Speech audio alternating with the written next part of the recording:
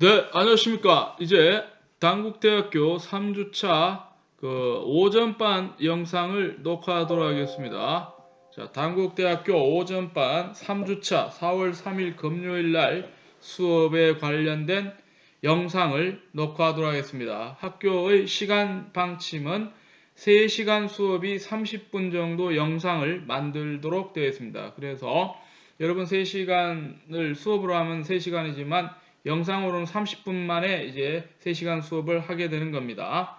자, 이것을 하기 위해서 여러분들은 우리가 지정교재라고 하는 이 책, 여러 번 얘기했죠. 여기 있는 오이디푸스 왕이라고 하는 책을 갖고 있어야죠. 이걸 읽으면서 하도록 하겠습니다. 그러니까 이거를 할 때 펴놓고 보시면 되는 겁니다. 자, 제일 앞부분에 보면은 번역한 사람이 쓴 서문이 있습니다. 자, 서문의 페이지를 보면 5페이지라고 나와 있어요. 옴기니 서문, 옴기니 서문. 5페이지가 있습니다. 이 5페이지부터 해서 오늘 30분 동안 이거하고 뒤에 나온 해설하고 선택적으로 설명을 하는 걸로 3주차 수업, 즉 이 작품에 본격적으로 들어가기 전에 작품이 구체적으로 대충 어떤 성격이냐 이걸 갖다가 설명을 하는 것입니다. 그러니까 이 5페이지를 찾아서 보면 되겠습니다.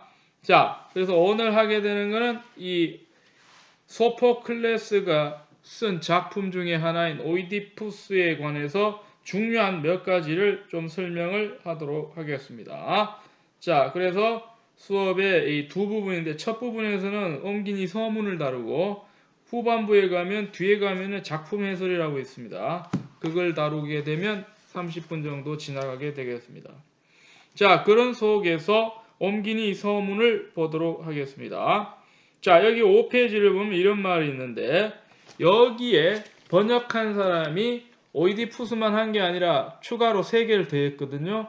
그래서 도합 4개라고 하는 얘기를 하는 겁니다. 제일 먼저 뭐가 나오냐면 오이디푸스가 나오고 분량이 비슷하게 해서 3가지가 각각 또 나온다는 그 얘기가 이제 서문의 얘기를 하고 있는 겁니다. 그래서 이제 그 제목을 보면 오이디푸스 왕 있고 안티고네가 있고요.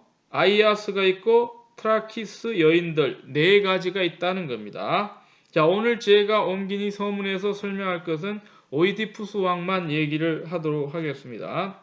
자, 그래서 이제 그 다음 단락을 보면 5페이지인데요. 내가 이 번역을 시작했다는 뭐 이 얘기가 나오죠. 이 말은 무슨 말이냐?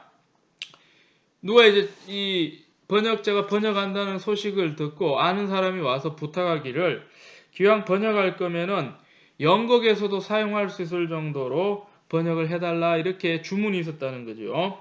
이게 이제 개인적으로 어떤 누가 바라는 얘기를 한 건데 여기에 대해서 번역하는 사람은 그렇게 하게 될 경우에 직역하기보다는 한국 사람이 듣고 이해하기 편하게 많이 고쳐서 의역을 해야 됩니다. 의역하게 되면 위험할 수가 있습니다. 원문이 많이 벗어나기 때문에 그래서 그렇게 하고 싶지 않았다라고 하는 얘기를 함으로써 이 책은 무슨 책이냐? 최선을 다해서 원문을 살리도록 노력한 책이다. 이 얘기를 갖다가 이 사람이 하고 있는 거죠.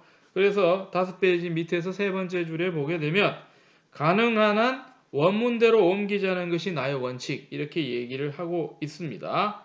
자, 뭐 이거는 누구나 번역하는 사람이라면 이렇게 하고 싶어 하는데 늘 여러분 아시다시피 이건 이제 번역하는 사람의 마음이고 이거하고 이제 반대되는 마음이 뭐냐면 번역을 하면 누가 책임을 지고 이제 이걸 시장에다 내놓냐면 출판사거든요.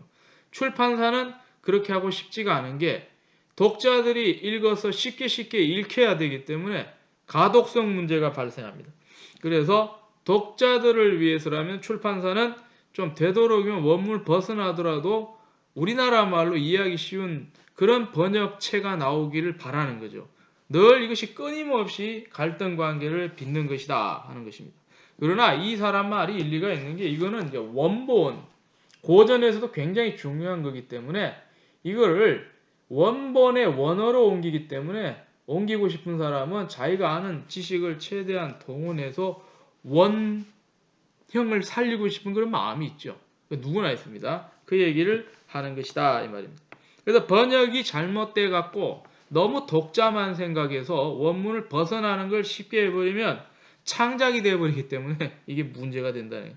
창작하면 번역을 안 하는 게 낫죠. 차라리 자기가 재구성하는 게 맞죠. 그죠? 근데 그렇게 하면 안 된다는 그런 얘기입니다. 그런데 여기 보면 6페이지로 가볼게요. 6페이지 보면 두 번째 단락에 이런 의도가 원래는 이렇게 하고 싶었는데 하다 보니까 어떻게 됩니까? 자기가 읽어보죠. 읽어보면 너무 어색하단 말입니다. 독자들이 봤을 때 뭐 아무리 인내를 갖고 읽어준다 하더라도 두 번, 세 번 어색하고 힘들고 하니까 자연스럽게 좀 하려고 하다 보니까 약간 타협을 했는데 약간은 자기가 원래 생각했던 꼿꼿한 그런 번역의 원문 보존에서부터 멀어지게 됐다. 어느 정도 타협이 돼서 가독성을 갖다가 좀 살리게끔은 됐는데 많이 된 건 아니고 어느 정도 매끄럽게 되는 과정에서 본인도 뭐 하고 나니까 그런 부분이 있다는 걸 인정을 하는 것이 되겠습니다.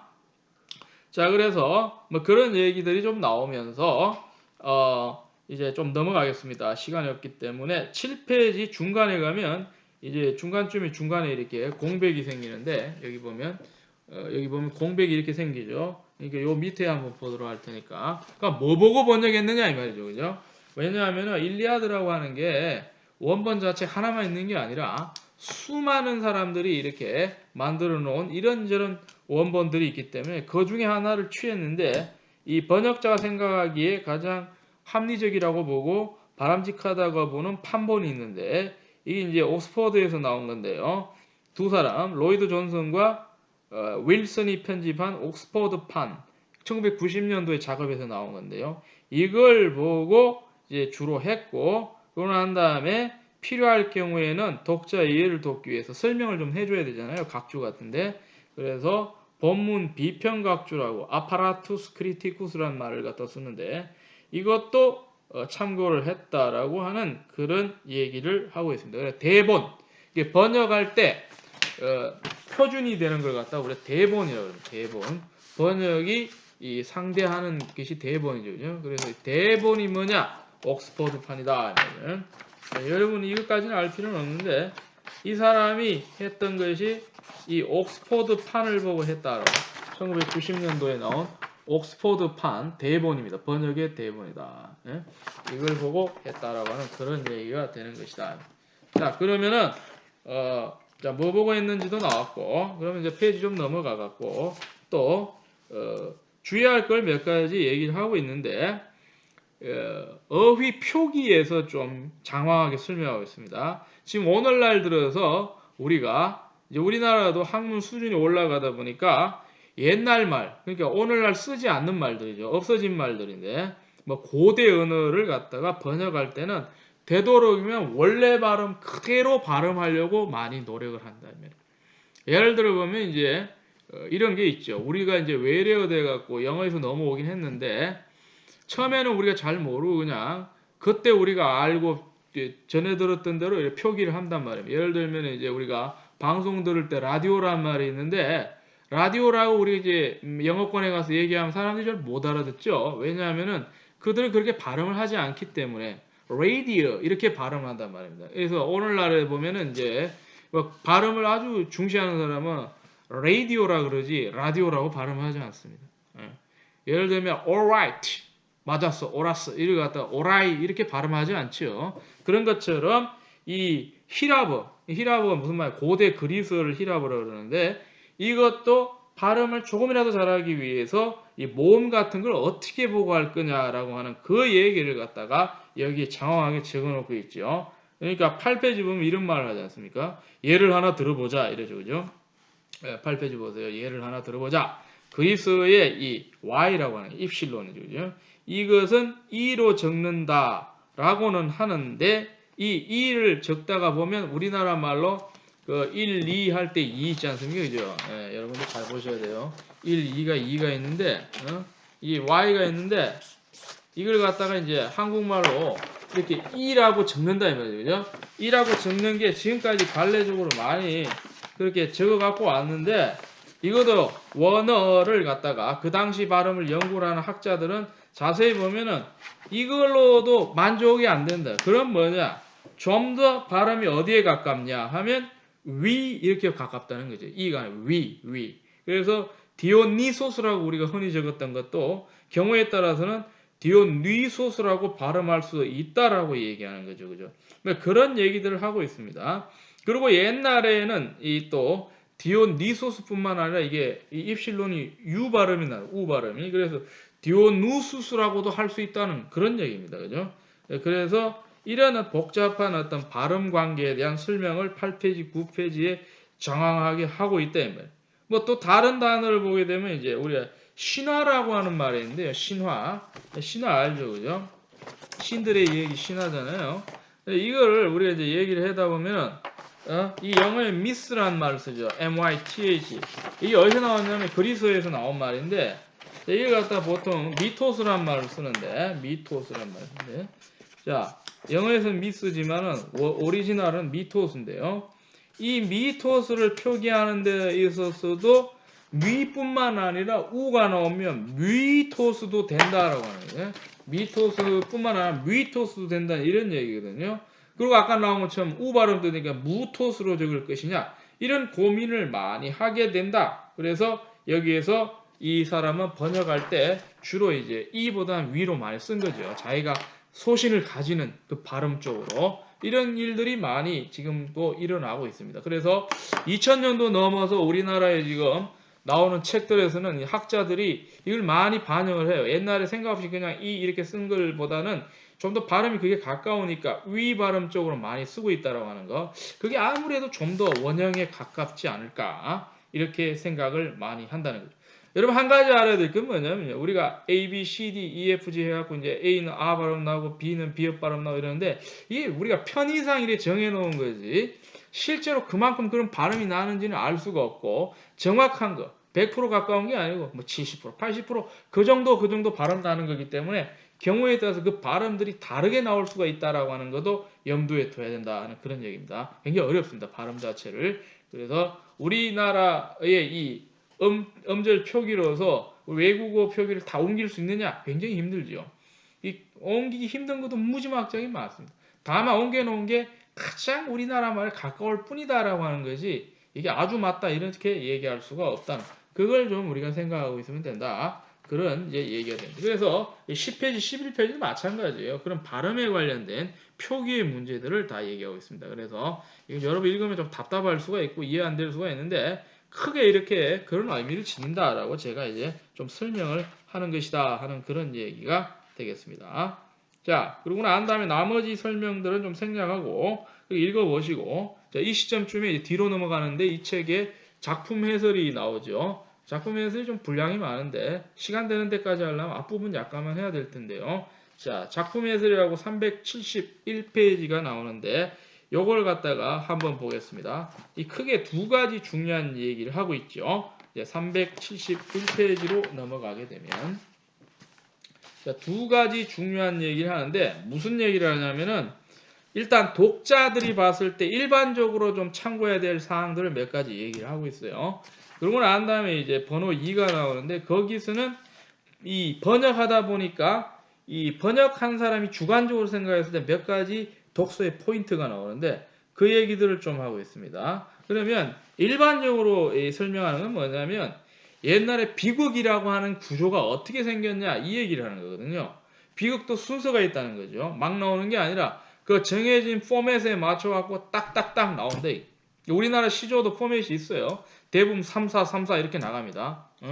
이렇게 해갖고 그 틀을 잘 깨지 않고 나가는 구조가 있는 것처럼 이 서양에 있어서 비극이라고 하는 이 작품도 이 단계별로 이렇게 착착착 맞춰서 나오는 거죠. 자유분방하게 막 쓰는 게 아니다라고. 모든 것은 형식이 중요하죠. 그죠? 그 형식이 얼마나 중요하냐. 이것이 엄청나게 이제 기본 어떤 그 질서를 유지한다라고 하는 측면에서 중요하기 때문에 그 얘기를 갖다가 장황하게 이제 얘기를 하고 있다 이 말입니다. 자, 그래서 371페이지 펴고 잠깐 처음에는 좀 여러분 이해를 도와야 되니까 한번 이 범을 따라 읽어가면서 설명을 해보도록 하겠습니다. 자, 371페이지. 자, 그래서 31페이지에 세 번째 줄 보면 우선 작품을 읽을 때 이렇게 이제 나오죠. 단락을 나눠가면서 읽기를 권한다. 근데 걱정할 게 없는 게 딱딱 이제 보면 그죠. 이게 단락이 나눠져 있긴 합니다. 그래서 그렇게 함으로써 구조를 빨리 좀 파악할 수 있어야 된다. 그러면 구조가 아름답게 잘 짜여졌다라고 하는 걸 느끼게 될 것이다. 이런 말을 하고 있습니다. 여기도 나오죠. 작품 자체에 아예 단락 표시가 되어 있기 때문이다. 모든 히랍의 비극 작품에서는 똑같이 대화 장면과 합창이 교대로 나온다. 대화 나왔다가 합창 왔다 갔다 이렇게 우리가 그 구조를 이해할 수가 있다라고. 그리고 마치 오늘날 우리가 예술 작품에서 이제 연극 중에서도 음악 위주로 하는 연극을 뮤지컬이라고 하는데 뮤지컬처럼 이렇게 역동적이고 리듬이 있다라고 얘기를 하는 것이다. 자, 그러면 이제 372페이지부터는 구조를 이론적으로 설명하고 있어요. 작품 맨 앞에 나오는 것이 바로 합창이 아닌 장면인데 처음에는 대화나 독백으로 이루어져 있는 이 도입부가 있습니다. 이 도입부를 이 그리스 원어로 프롤로고스라고 합니다. 프롤로그. 여러분들 프롤로그란 말 많이 들어봤죠? 프롤로그는 영어고 프롤로고스는 그 원형이 되는 그리스어다는 거죠. 그래서 이제 한번 말 나온 김에 이 상식입니다. 프롤로그라고 하면 이거는 이제 영어예요. 도입이라고 하는 말, 인트로덕션이라는 말인데 영어입니다. 프롤로그. 근데 외국어에서 가져왔죠. 원래는 어디서 가져왔냐? 거의 같은 말인데 프롤로고스에서 이제 가져왔다는 얘기죠. 그리스에는 프롤로고스가 돼서 영어에서 프롤로그가 돼서 앞부분이 되는 거예요. 보통 우리가 이제 영화 같은 걸 보면요. 경우에 따라서 화면에 프롤로그 해갖고 잠시 앞부분 이렇게 따로 설정해갖고 이제 찍어서 보여주는 경우가 있어요. 이 프롤로그는 도입이란 말이에요. 도입을 어떻게 하느냐가 굉장히 중요해요. 이 도입에서 중요한 거는 앞으로 무슨 일이 벌어질 것이라는 것에 대한 암시가 정확히 잘 나와야 돼요.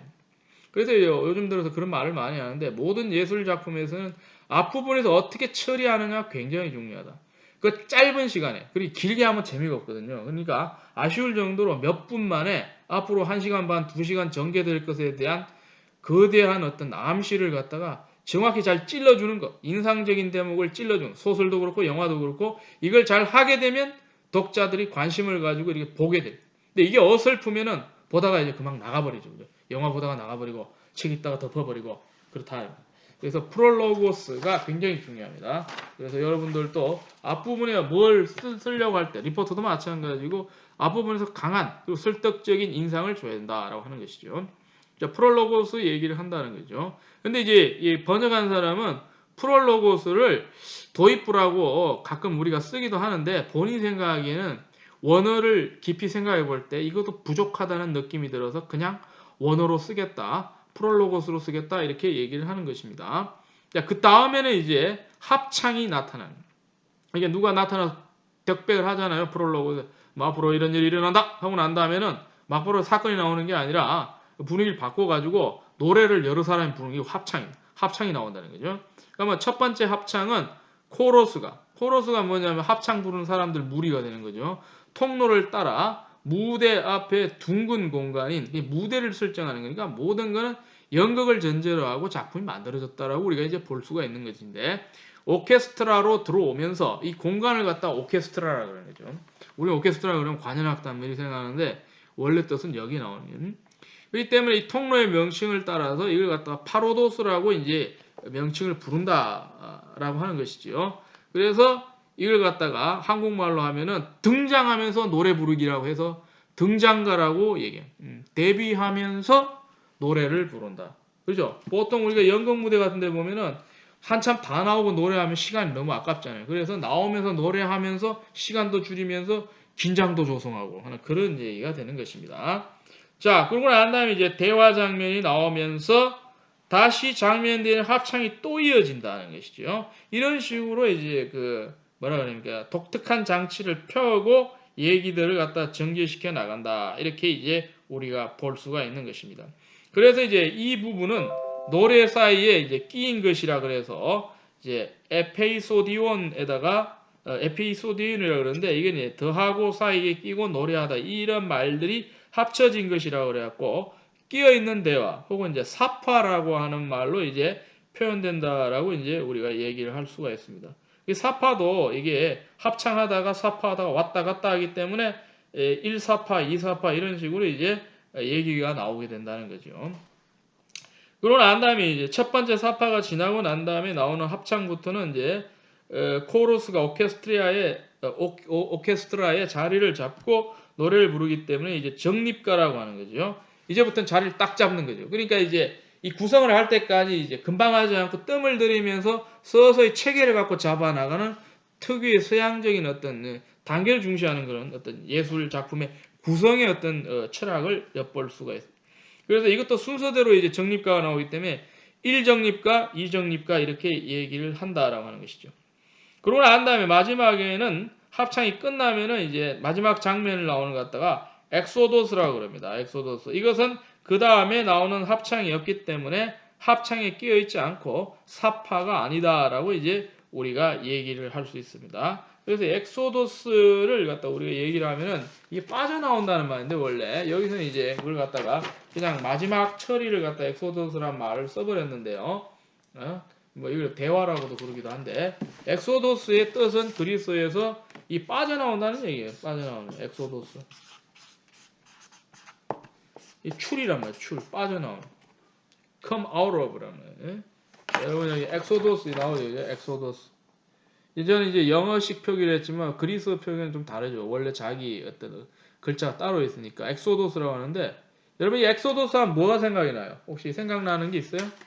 그 구약 성경에 보면은 모세 관련된 게 엑소도스인데 혹시 아십니까? 예. 이 구약 성경의 출애굽기를 갖다가 우리가 이제 영어로 뭐라고 하냐면 영어가 아니고 영어화된 외래요. 그리고 그리스어로 뭐라고 하냐면 엑소도스를. 뜻이 뭐냐? 빠져나오기. 어디서? 자기들이 고생하던 땅인 이 이집트 땅에 히브리 사람들이 빠져나온다 그래요. 모세가 데리고 빠져나오죠. 그래서 출애굽기라고 하는 게 뭐냐면 탈출 이집트기다 이 말이에요. 이집트에서 탈출해 나오는. 그래서 이게 굉장히 중요하다. 출애굽기라고 하는 게 엑소더스 빠져나온다. 이건 상식적으로 좀 알고 있는 것이 좋습니다. 자, 엑소더스라고 나오는데 여기까지 제가 좀 빠르게 설명을 했는데 전반적으로 정리를 하자면은 373에서 374로 가게 되면 지금까지 설명한 비극의 구조가 이렇게 번역자에 의해서 순서대로 번호 매겨져서 1, 2, 3, 4 이렇게 해갖고 정리가 되어 있습니다. 자, 이걸 어떻게 정리를 했느냐? 자, 첫 번째는 프롤로고스가 나온다. 대화나 독백이라는 거죠.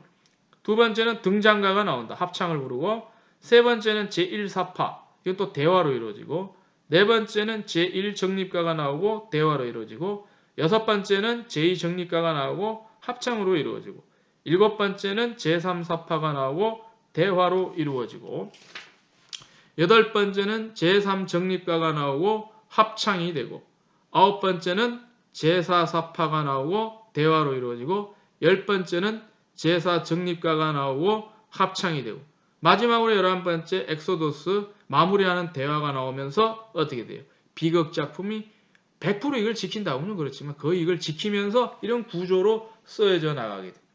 우리 글 쓰는 것도 마찬가지 아닙니까? 이건 빼도 박도 못하는 게 딱 정해져 있는 게 이거는 상식적이고도 뻔한데 아리스토텔레스가 3단 논법을 말하면서 서론 본론 결론으로 쓰게 돼 있습니다. 처음에 뭘 쓰겠다 나오고 본론은 거기 가세히 쓰고 결론은 이게 쓴 게 이거다. 이게 서번결이 있는 것처럼 여기 이제 그 비극이라고 하는 것의 구조에도 이런 좀 복잡한 흐름 속으로 나아가는 구조로서 작품이 나온다라고 이제 얘기를 할 수가 있겠습니다.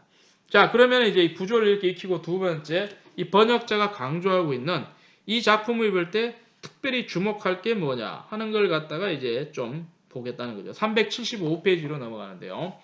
여기 2번에 각 작품을 읽을 때 주목할 점 이렇게 나오고 있다는 것이죠. 그래서 독자들에게 필요한 것 같아서 몇 마디만 해보는데요. 마지막 단락을 보게 됩니다. 375페이지. 자, 오이디푸스 왕은 독자들이 비교적 쉽게 수용할 수 있는 작품이다. 그러니까 어려운 내용은 아니다는 겁니다. 무엇보다 상같이 우뚝한 인물인 오이디푸스가 운명의 비밀에 맞서 분투한다. 이게 핵심적이에요. 운명의 비밀. 읽어보면 아는데 독자들은 이미 알고 있어요. 무슨 운명의 그 슬픈 참 억울한 운명을 지는지는 아는데 재밌는 거는 독자나 관객이 봤을 때는 주인공이 모르고 자꾸 진지하게 고민하니까 그게 우스꽝스러울 뿐만 아니라 답답하고 불쌍해 보이고 안타깝죠. 연민이 생깁니다. 좀 안 됐다. 왜 저렇게 고생을 하고 있지? 자기가 범인인데 자기를 찾으려고. 자, 이런 것이 이제 오이디푸스가 운명의 비밀에 맞서서 분투하고 있는 모습을 볼 수가 있다라고 하는 것입니다.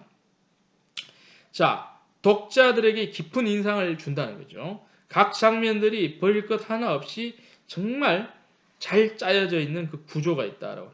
합창도 전체적인 극의 흐름과 보조를 맞추고 있기 때문에 무리 없이 읽힌다라고 하는 것입니다. 그리고 이것의 독특한 캐릭터는 뭐냐면요. 이 수사극이라고 하는 수사극. 예, 뭡니까? 범죄가 일어나면은 이 범인을 찾기 위해서 조사하는 걸 수사를 하는데 이 수사극이라는 거죠.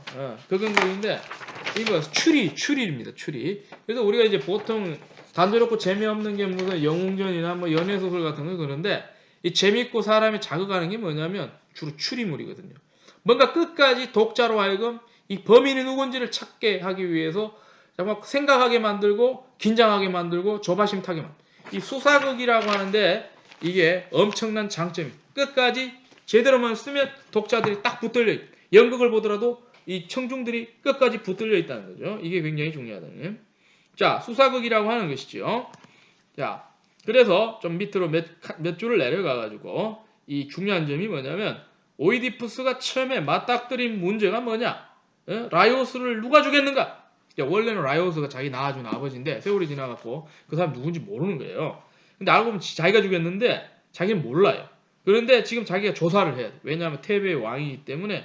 그러다가 조금씩 조사를 해보니까 뭐 단서가 하나하나씩 나오는데 경우에 따라 자기 자신도 의심해야 될 수 있는 그런 조건과 상황이 주어진다. 그러면 어떻게 됩니까? 내가 범인인가? 이렇게 나간다는 거죠. 굉장히 재밌죠. 그러고 난 다음에 나중에는 자기가 범인 같으니까 어떤 문제? 자기의 어떤 정체성에 대한 고민을 내가 누구길래 범인이지? 나는 누구인가? 맞죠? Who am I가 되는 거죠. 그죠? 이런 식으로 해서 이제 단계별로 추리라고 하는 거, 이 수사극적인 요소들이 끊임없이 나아간다라고 하는 게 굉장히 중요하다 이 말. 자, 그러면 말입니다. 이 오이디푸스로 인해서 어떤 일이 벌어지냐면 오이디푸스는 자기가 범인이라는 걸 알고 그러고 난 다음에 자기가 낳은 자식, 자기 어머니 있죠, 그죠? 그러니까 결국 자기 남편을 죽여버린 아들이라는 걸 알고 그리고 자기하고 결혼한 자식이라고 하는 거 그래서 남편이 되어버린 걸 알고 자기 엄마는 견디지 못하고 죽어버려 자살을. 그러니까 이제 아버지를 자기가 죽인 셈이 돼.